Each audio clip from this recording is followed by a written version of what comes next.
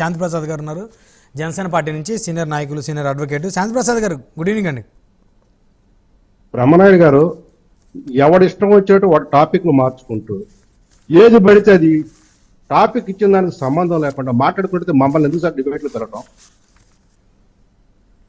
ఎందుకు మమ్మల్ని పిలవటం అంటదా? మాకు పరిపాలన సభా సాంప్రదాయాలు పాటించు, నువ్వు పాటించడం నేర్చుకో.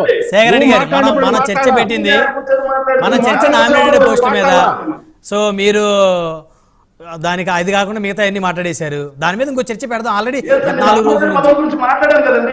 వీళ్ళకి నామినేటెడ్ పదవులు వచ్చినాయి, ప్రజలు మాత్రం ఇబ్బంది పడుతున్నారు. మాట్లాడండి, వాళ్ళ పదవులు ఇద్దా.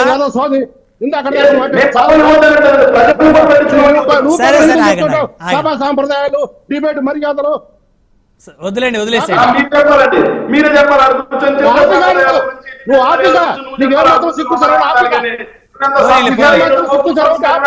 వదిలేండి శాంతిప్రసాద్ గారు, శాంతిప్రసాద్ గారు శాంతించండి సార్, దయచేసి వదిలేసేయండి ప్లీజ్.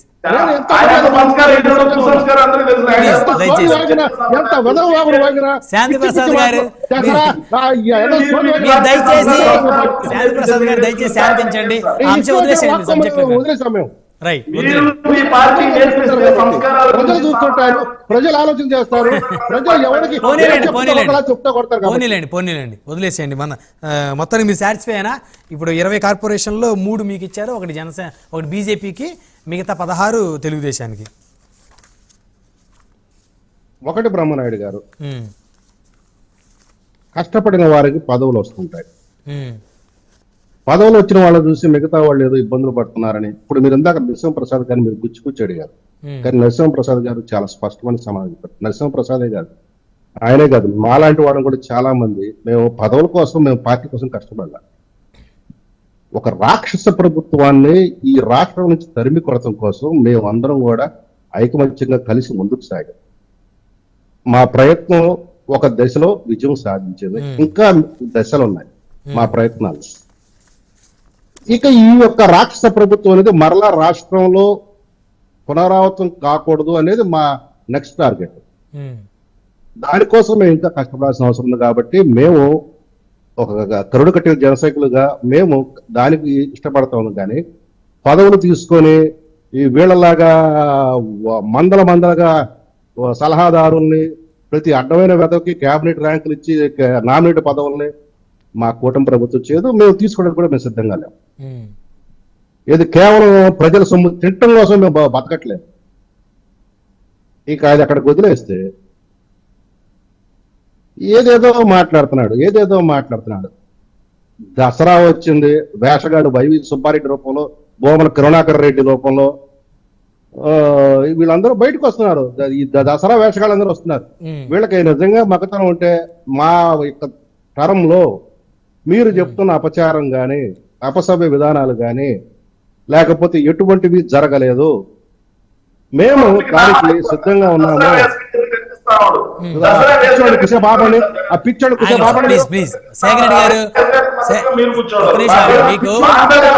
మాట్లాడేటప్పుడు వేరే వాళ్ళకి సంస్కారం ఇచ్చి మాట్లాడాలి.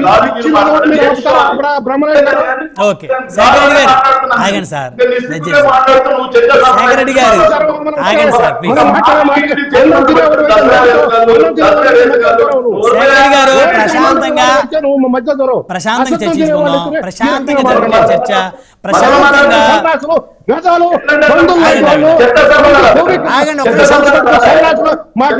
శాంతిప్రసాద్ గారు మీరు శాంతించండి దయచేసి. శేఖర్ రెడ్డి గారు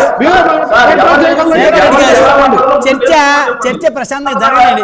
వారిని మాట్లాడినివ్వండి సార్, వారిని మాట్లాడినివ్వండి. మీరు ఆగండి,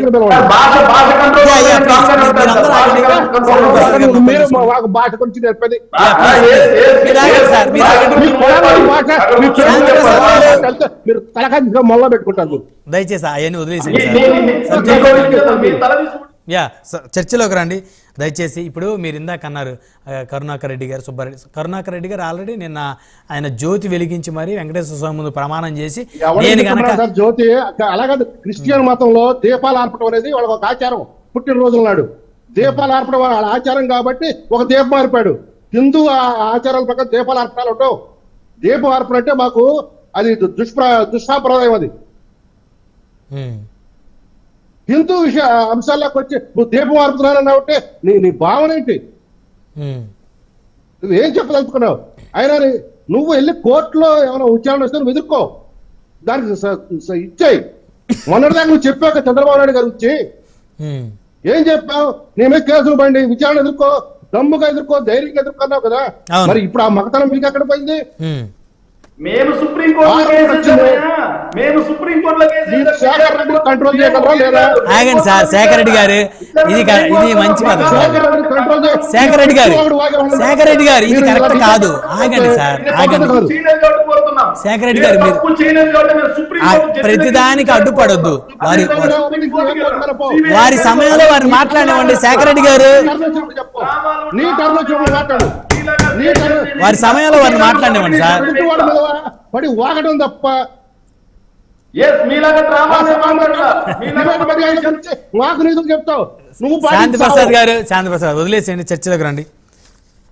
ఇప్పుడు మన చర్చ ఏమండి, ఒక్క నిమిషం సరే. అవి గత 4 రాజకీయ కేతుಗಳು ఈ రంగప్రవేశం చేశారు. దీపాలు ఆర్పడం ఏనాడన్నా నువ్వు పుష్కరంలో స్నానం చేసి తెచ్చావా? పుష్కరాన్ని కూడా అభ్యంతరం చేసి తెచ్చావు కానీ ఈ అబద్ధ ప్రమాణాలతో. నీకు ధైర్యం ఉంటే మీరు ఎటువంటి విచారణ వేసుకోండి. మేము సిద్ధం అని చెప్పాలా. సిద్ధమా అన్నావు కదా 750 కోట్లు తగలేసి. ఇప్పుడు చెప్పాలి సిద్ధమా అనేది. మేము సిద్ధం అని చెప్పాలా. వైవి సుబ్బారెడ్డి అయినా సరే చెప్పాలి. అంతేగాని వైవి సుబ్బారెడ్డితే నేను విజిలెన్స్ కు విచారణకు వెళ్ళాలంటే విజిలెన్స్ వారు నాకు ముందు కాగితం చెప్పలేదు. మరి చంద్రబాబు నాయుడు అరెస్ట్ సమయంలో నువ్వు ఆ ఎఫ్ఐఆర్ కాపీ చూపించారా మీ పోలీసులు, మీ ప్రభుత్వం? ఆయన నిలదీసి మరి అడిగినాక చూపించారా మీరు కాగితాలు? రిమాండ్ రిపోర్ట్ వచ్చే వరకు మీరు ఆయన కాగితాలు చూపించలేదే. మీరా మాట్లాడేది? సిగ్గు శరం ఏమాత్రం మీకుందా? సరే, ఆ అంశం కాసేపు పక్కన పెడదాం. శాంతి ప్రసాద్ గారు, ఆ అంశం పక్కన పెట్టండి. మన చర్చలో ప్రధానంగా ఇప్పుడు 20 కార్పొరేషన్లు మీ పార్టీ పెట్టమని మీరు అడగద్దు. మీరు అతనికి అంత టైం ఇచ్చి పిచ్చి పిచ్చి వాటిలో మాట్లాడుతుంటే, ఇచ్చిన డిబేట్ అంశం కాకుండా ఏది పడితే మాట్లాడుతుంటే మీరు అతన్ని ఎలా చేసి ఇప్పుడు దానికి సమాధానం మమ్మల్ని చెప్పడంటే అతను చెప్పిందంత గాల్లోకి వెళ్ళిన తర్వాత గాలి పార్టీ గాల్లోకి వెళ్ళిన తర్వాత మమ్మల్ని దానికి సమాధానం చెప్పదంటే ఎట్లా సార్?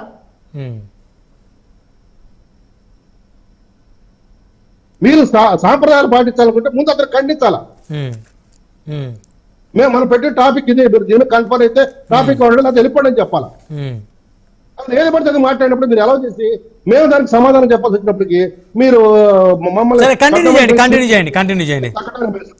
కృష్ణారెడ్డి గారితో కూడా మాట్లాడాలి. కంటిన్యూ చేయండి, సమయం తక్కువ ఉంది. ఒకటైతే వాస్తవం సార్, ఈ కూటమి పాలన ఎలా ఉందో నిర్ణయించేది ప్రజలు. దాని యొక్క తీర్పు రేపు స్థానిక సంస్థ ఎన్నికల్లో చూపిస్తారు.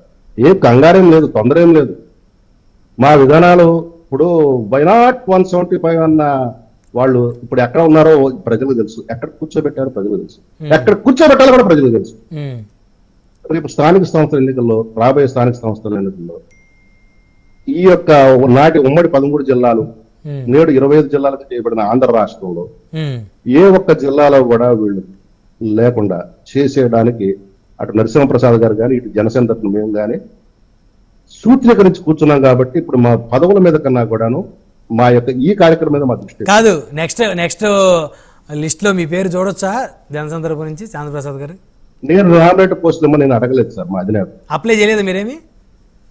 నేను చేయలేదు. ఓకే రైట్, మళ్ళీ వస్తాం సార్ మీ దగ్గరికి.